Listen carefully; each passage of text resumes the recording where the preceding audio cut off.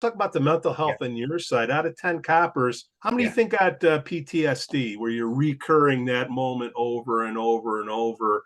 And then how many of the coppers are able to do something about it? There's a stigma with mental health, right? Yep. You have this Yep. going on. If you go try to do something about it, it's like you're weak. Is any of that going on that you've seen? We've been lucky when we do our trainings. We've been trying to go all over the state, and what you'll see is very interesting. There's a clear demarcation in terms of like our area where it's I think we've got some really good chiefs in place that are really focused on the mental health well-being of their officers. And then as you kind of move around the state in some of these smaller, more rural areas, it's still that old mindset of you shouldn't need that. You got to toughen up. I think what we forget too is with a different generation that we have now, we have to take that into account, that when you have folks that have kind of lived sheltered lives, right? I mean, they had a great upbringing, they went to college, their first job is in law enforcement.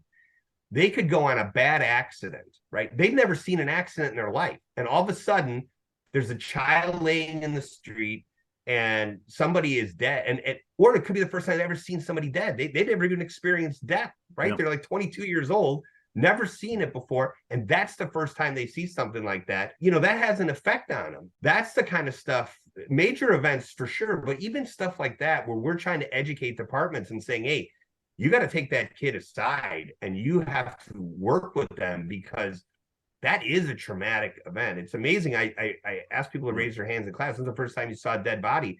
And you'll see people, half the class will be like, it was on the job. I'd never seen it before. I didn't even know what to do. So, Sure. so important for us. We have to treat it just like we do our physical well-being. We're all good about working out and doing that stuff, but boy, oh boy, and one thing that I was on the task force when I was able to get promoted, it was a rudimentary peer support at the time.